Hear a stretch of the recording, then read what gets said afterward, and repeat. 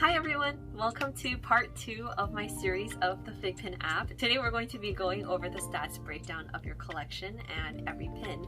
So if you guys have not seen my previous video on the overview of the app, make sure to watch that as well if you have any questions. It goes over pretty much just the basics of how the app works. Without further ado, we'll get started in this video. So in today's video, I'm going to be going over everything that influences the score of your pin. So in the last video, I explained how each pin has this power score to it, and that power score gets influenced based on your factory score and your story score. So your factory score is influenced by the addition, the volume, and the sequence, and your story score is influenced by the unlock position, cohorts, chronos, and collection bonuses and sequence bonuses.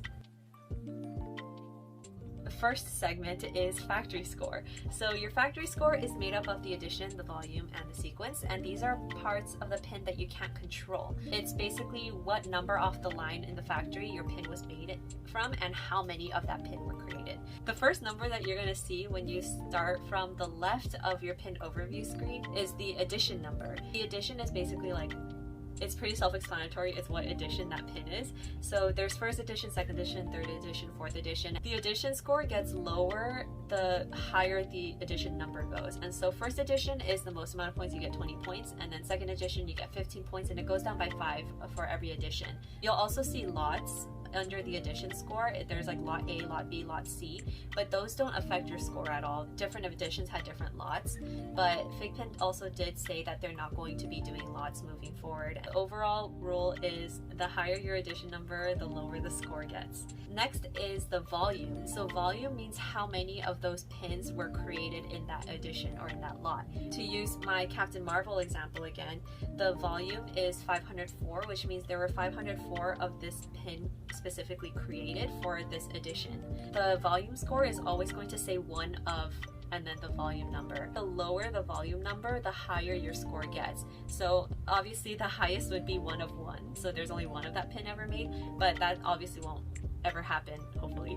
And then the higher the volume number, then the lower your score gets. Then the last part of this factory score is the sequence. Your sequence is basically the order that that pin was made in the lot. For example, it was sequence number 438 out of 504. If you put it in an example of like the factory line, then it was the 438th pin made out of the 504 that were made in total. The lower the sequence of your pin, the higher your score gets. The highest would be 1, the first pin made from that line, and that is the highest score. And then if you get the last sequence, then that's the lowest score.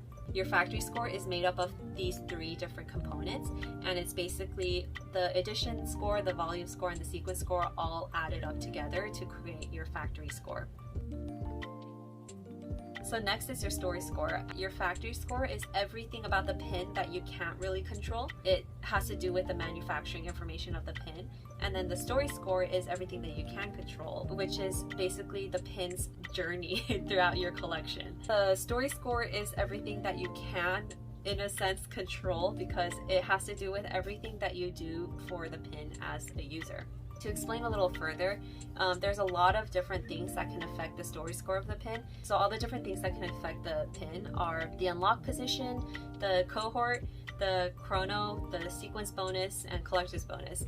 So to start off, your adopter score is your unlock position, basically what position you were in to unlock that pin.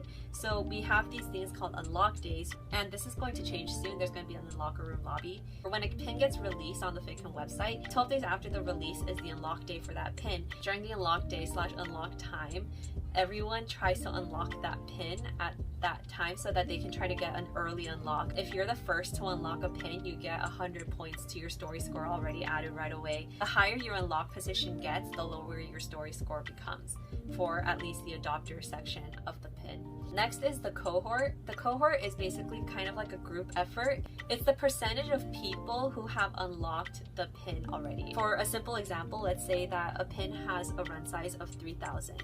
That means that if 300 people have unlocked that pin, then it reaches a 10% cohort. And then again, if 600 people have unlocked that pin, then it reaches 20% cohort. Every time a pin reaches cohort, it adds 10 to your story score. There's a website called FiGPiN DB. You can check there to see if a pin is at cohort. It's actually really handy if you want to see if your pin has hit cohort, but you don't want to click the little lock button to check. You can go to that website and search for your pin, and it'll show you how much cohort that pin is currently at. The next thing that contributes to your story score is boosts. Boosts are a feature where you can, it's kind of like an upvote system where if you like someone's pin that you see in the locker room lobby, you can choose to boost that pin. That boost gives that person 1 story point towards their overall score, and the max a pin can have is 100 boosts. If you reach 100 boosts, that's 100 points automatically added to your story score. Everyone gets a set number of boosts every 24 hours. That number of boosts refreshes after that 24-hour window, and you can only boost 1 pin in the locker room once every 24 hours that it's in there. My next video is going to go through the details and nuances of boosting, so make sure to stay tuned for that if you want more information on how boosts work. But for now, just know that every boost gives you 1 additional story point to your story score. Next is Chrono. Chrono is basically the 1-year anniversary of when that pin was first unlocked, and so whatever your original unlock date for that pin was will be the anniversary that you can celebrate the chrono on. So if you were to unlock your pin, let's say like August 10th, right, then the next time that you can celebrate the chrono is August 10th of the next year. When you activate the chrono, every year that that pin has spent having been unlocked will add another 10 points to your story score. So if a pin has been unlocked for 2 years, then it'll have 20 points towards the chrono, which is 20 points to your story score. Another component to the story score is sequence bonuses. Sequence bonuses are kind of random. You can't really control it because it has to do with the sequence that your pin is. And so the 3 different bonuses that you can get are first off the line, last chopper out, and super sequence bonus. So first off the line means that your pin was the very first pin of that sequence. So if your pin sequence number is 1, then you will get the first off the line sequence bonus, which is 40 points to your story score. And if your pin is last chopper out, which means it was the last pin made in that sequence, then you also get another 40 points. What the super sequence match is basically if your sequence of your pin matches the number of that pin. If my Captain Marvel was sequence number 155, because she's number 155, that would be a super sequence match, which means I get 100 extra points to my story score. And last but not least is set bonuses. These are kind of depending on the pin. As far as what I've seen, there are some sets that don't have the bonus, but basically you get set bonuses if you buy a box set or a 2-pack or a 4-pack. It adds a set bonus to your collection. Basically, if you own all of the pins in that set, you get a special bonus for it.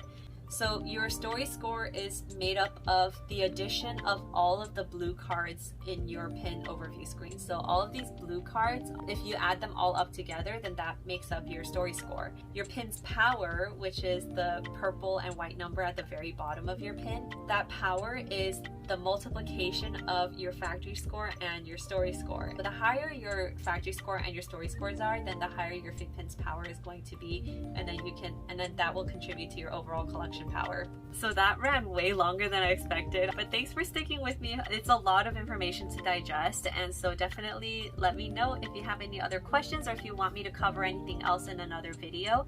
I will have another video coming out that covers how to boost and all the nuances of what boosting means, and so make sure to keep an eye out for that. Other than that, just make sure to like this video if you like it and subscribe to my channel if you want more content. Thank you guys so much for watching. I hope you have a good day, and I'll see you in the next video. Bye!